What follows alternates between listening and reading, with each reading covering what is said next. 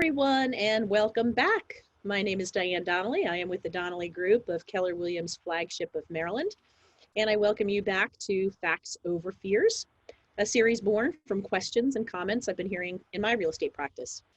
The series is designed to bring timely information to you when you need it, and it's a series designed to help you make decisions based on facts and not emotions.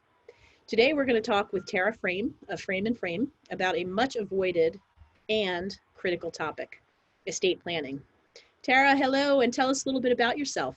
Hello, Diane. Thank you so much for having me on today. My name is Tara Frame, and I am an attorney with Frame and Frame.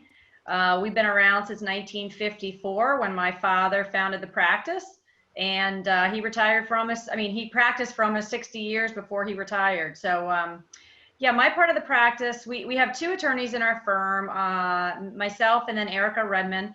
I focus on the estate planning, wills, trusts, powers of attorney, estate administration, and elder law. And she focuses on family law, personal injury, and guardianships. So with my part of the practice, we really try to help people ease their worries by helping them protect their families. And we do this by learning about the client and their families. We provide personalized solutions for their legal issues, and we really try to customize their wills, trusts, and long-term care plans. So our main focus is preparing strategies to protect family assets and property from divorce, creditors, predators, and nursing homes, while also preserving family peace and harmony. Okay, that was really well said. So thank you. Tara, I wanted to start off our call today with a couple of stats that were staggering to me. The CDC says that as of today, April 24th, 2020, there are 828,000 cases of coronavirus in the US and 46,379 deaths. And I want to break that down even a little bit further to talk about the demographics of that. Over 11,000, almost 12,000 cases are for ages 18 and under. 22,700 are 18 to 44. 225,000 are 45 to 64, and then it goes on. So that means that 260,000 affected people were under the age of 64.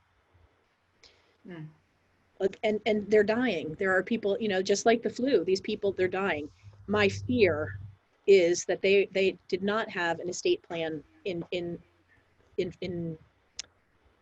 completed. Mm-hmm.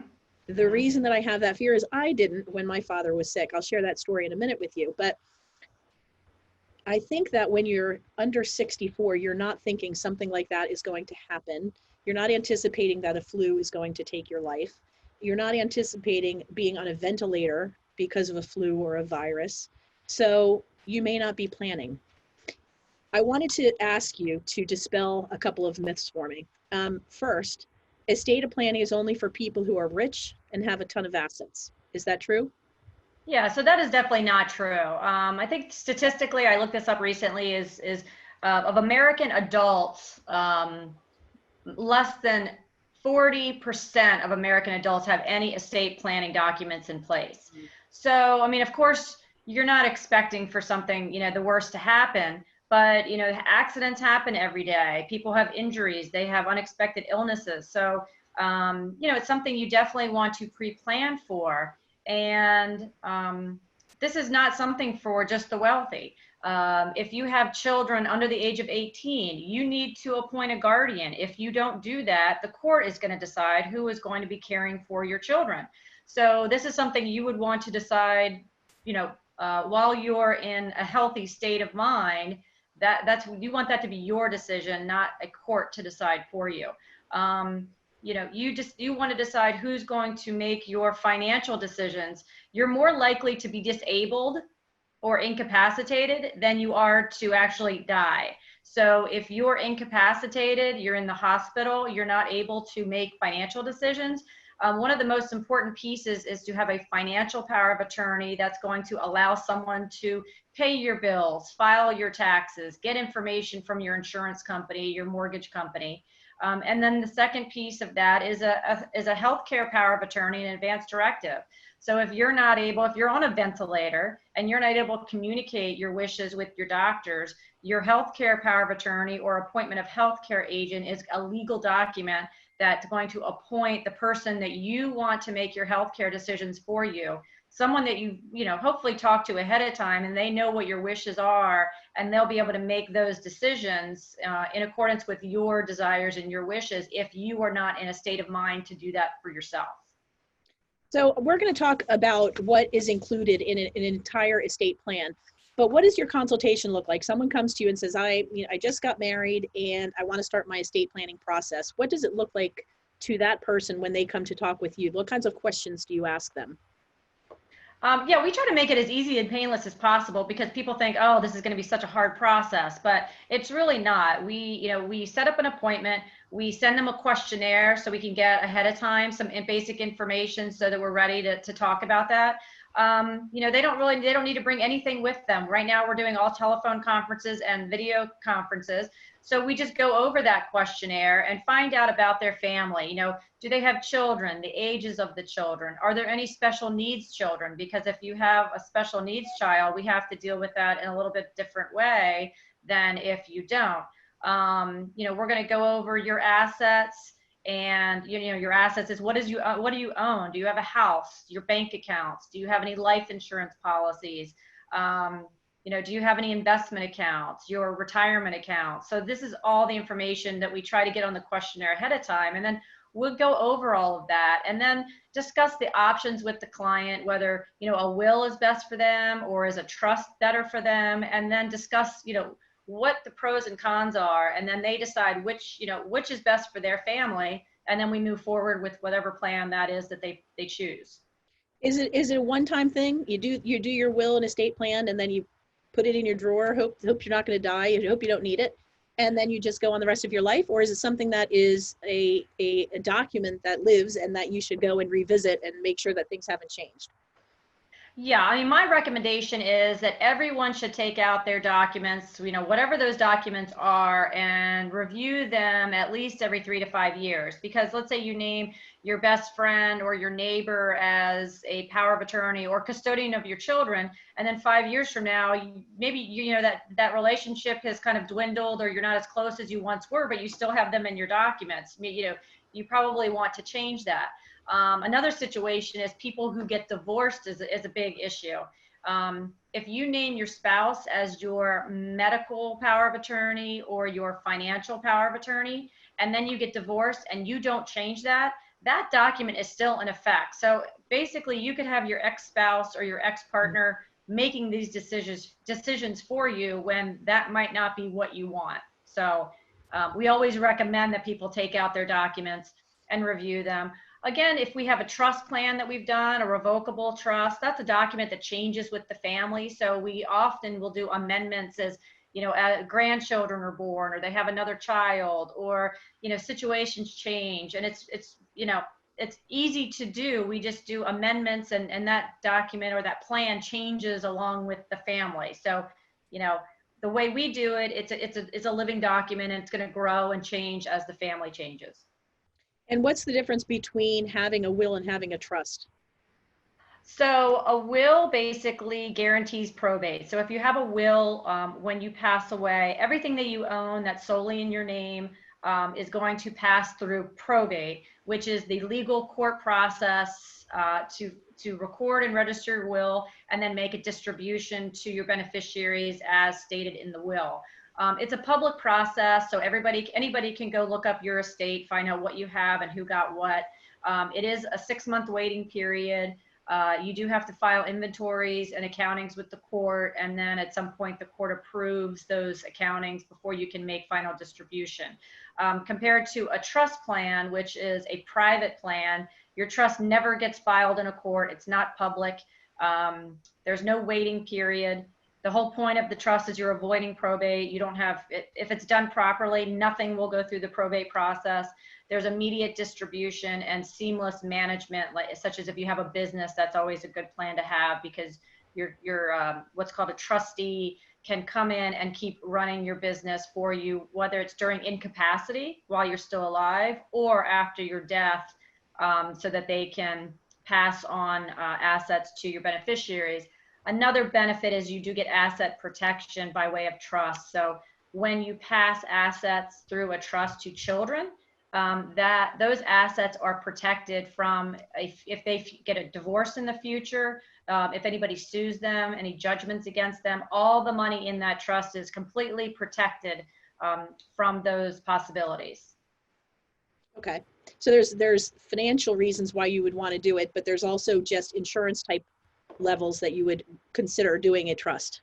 Right. So a trust, really, we don't look at how much, there's no limit of income of assets or minimum or maximum. It's really a matter of what the goals or the objectives are of the family. If the family has, younger children or even children in their 20s and they don't want them to get large sums of money when they're 25, we might want to put it in a trust. Or if a family has a child who may have a history of drug abuse or substance abuse, we definitely don't want to give outright distribution of the inherited money to that child. We want to make sure it's in trust so that that money will last for that person's lifetime or however long the parents want it to last, to make sure that the money goes to the child and it's not wasted. Similar, if you have a disabled child, there's certain things that we need to do to make sure that that child remains eligible for certain benefits, and they don't lose those benefits. So we would use a trust plan for that type of situation. So like I said, it just depends on the family dynamics. What is the name of that trust when there is a child that has special needs?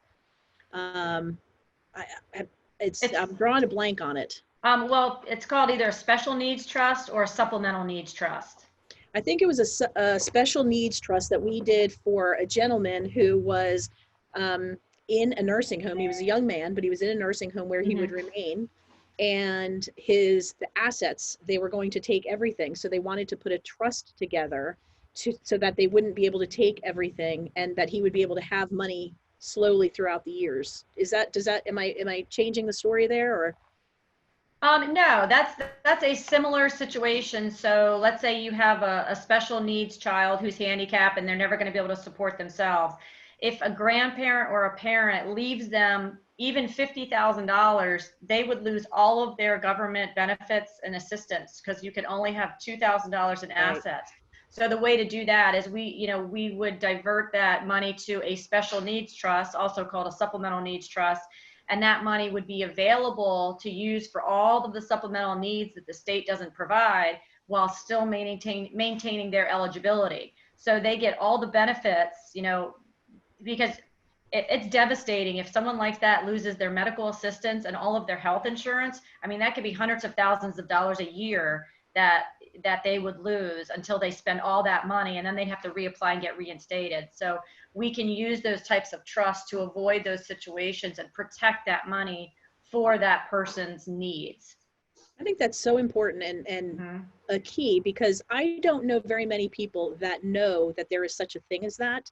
And it came to me because this gentleman was a client of mine.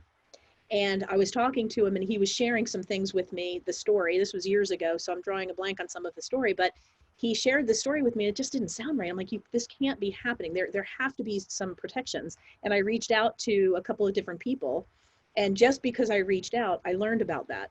But he didn't even know that because it wasn't something that he had explored because there was just no knowledge of it. So that's why I think these type of calls are so important, because there's a lot of people that are in need. I mean, the numbers that we just shared are staggering. And I am fearful that that people don't have A, any plans together, but B, the right plans together. And that's why I appreciate having you, Tara, because I know from experience with you that you dig deep to learn what it is that a family needs, because every single family is different. There is not one will or estate plan that fits everybody. So I just appreciate that you dig in to get to the root of what everything is. One of the other reasons that this call is so important to me is everything is perfect. All families are wonderful, loving families until someone passes away and then claws come out. And I've seen it, and I've seen beautiful families come together, someone passes away, and then all of a sudden everybody wants to come after their money. Well, they weren't around when it was time to care for the person, but certainly after they pass, they come together. I've seen it too many times. So when I have clients that are, they've made some sort of change, I just always encourage them, talk to an estate attorney, get all your stuff together. You're married, you're divorced, you have a child, you've got a special needs child. Whatever it is, it's not about how much money you have. It's so much larger than that. So I try to encourage people while I'm meeting with them in my real estate business. I just try to encourage them to just understand what is available, which brings me to point number 2. So the other myth that I wanted you to dispel for us is estate planning is for people who are just aging. They think an estate plan is planning to die. Tell me about that. Yeah, I mean, definitely not. So as part of an estate plan, there are 4 basic pieces. You're going to, have your will or your trust. A will only takes effect after you've passed. A trust it doesn't only it takes effect after you pass, but it also provides for your incapacity. So a trust is effective now. Even if you're incapacitated, that's what's taking effect and that's what's enforceable and going to control. Whereas a will is only when you die. But other than the will and the trust, you're also going to have your financial power of attorney, which is only effective while you're alive, and your healthcare power of attorney, an advance directive, which again is only effective while you're alive. Those documents basically die with you, and then your will would kick in if that's what you had. So, it's really important. I'll just give you an example. I had one of my parents' friends had a business, a contracting business, and he was in a parking lot. I mean, he was only, I think, maybe 60 years old, and he had a massive stroke. Kind of out of nowhere, he had a massive stroke. He was in the hospital in a coma, and he had employees to pay. He had probably 10 or 15 employees. So meanwhile, there was no financial power of attorney. And if he had had that in place, his wife could have gone in and paid the employees and run the business and done what she was able to do pending this, this crisis.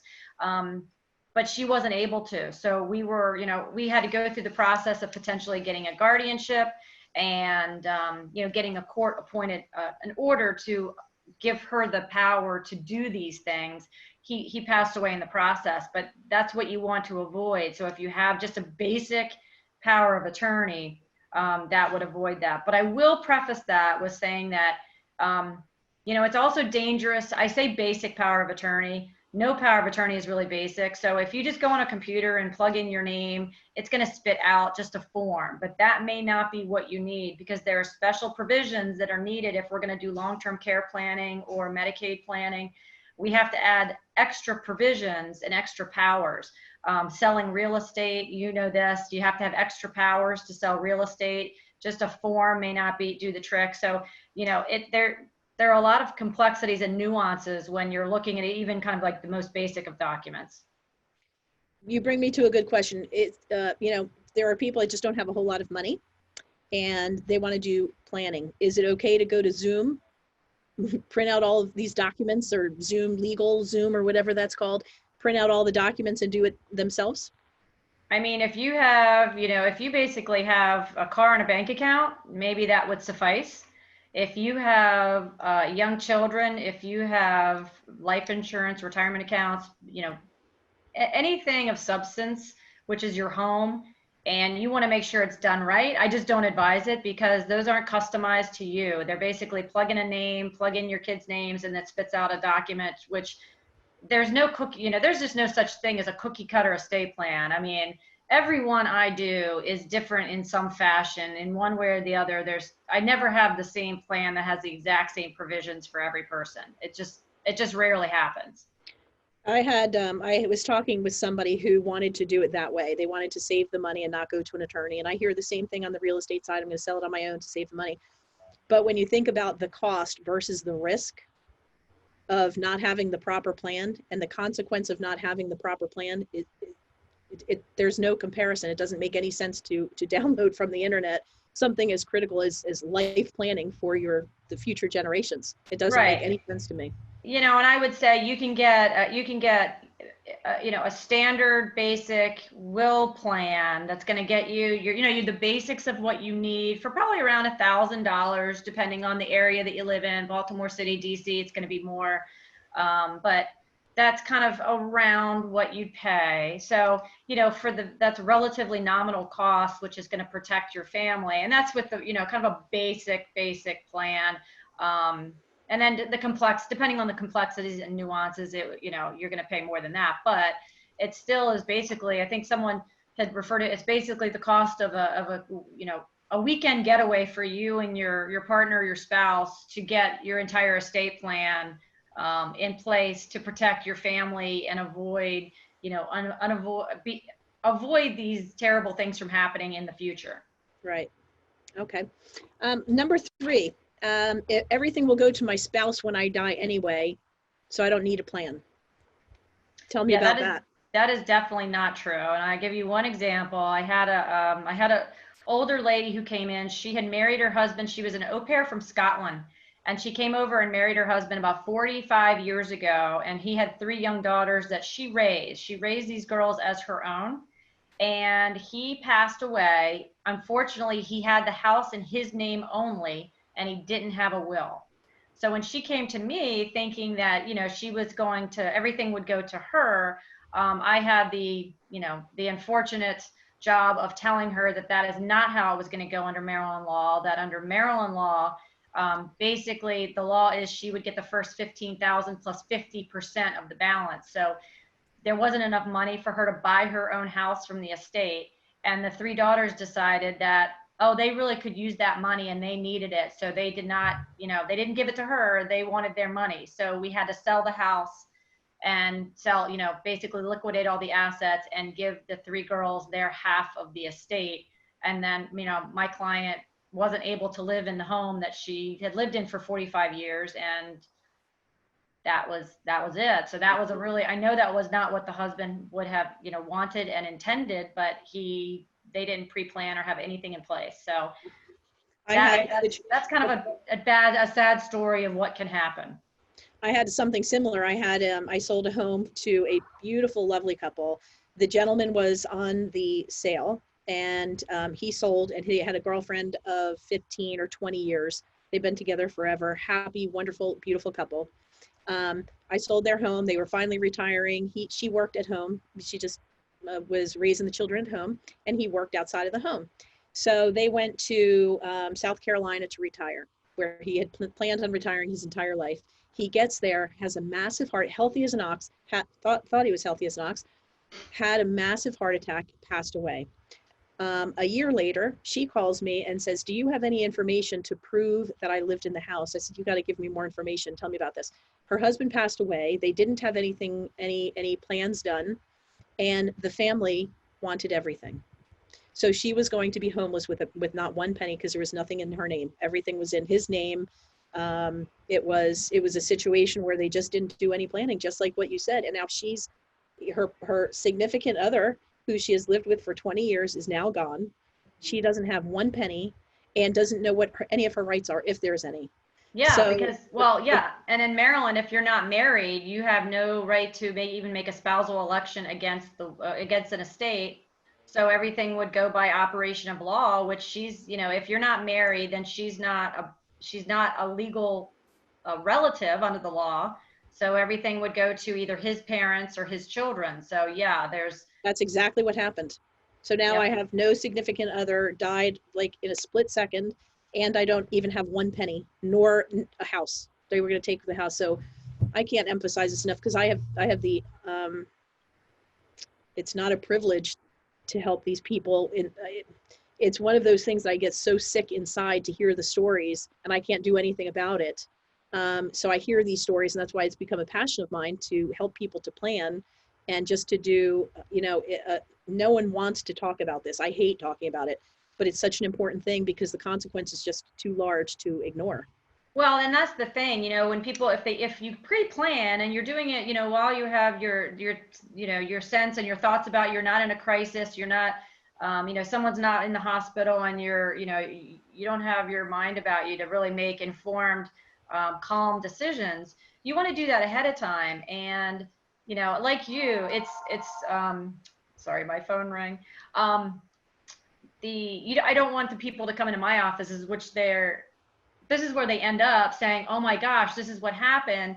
and they want me to tell them good news. And then a lot of times I have to give them the bad news saying, there's nothing I can do because this is the law, and, you know, you're not going to get anything. So it's a terrible spot to be in when they haven't done pre-planning and then they come in asking me to help them. And sometimes there's just nothing I can do to help. Your hands are tied. Yeah. Your hands are tied. Okay, question number 4. My family and I are close. We touched on this already. My family and I are close. They know my wishes. I'm fine. I don't need the paperwork. True or false? Yeah, that don't is need to do definitely anything. false. The family knows what I'm looking for. Yeah, that's definitely false. I mean, especially with, let's say, you know, even if you're you know, you either become incompetent, you know, have dementia, Alzheimer's, or you just have an accident, or you're in the hospital, you know, now with a ventilator and you really can't communicate or make decisions. You know, you're just relying on other people and you to make these decisions. And a lot of times, let's say with a healthcare power of attorney, you might have 2 siblings or 3 siblings. Let's say one has a different opinion than the other 2.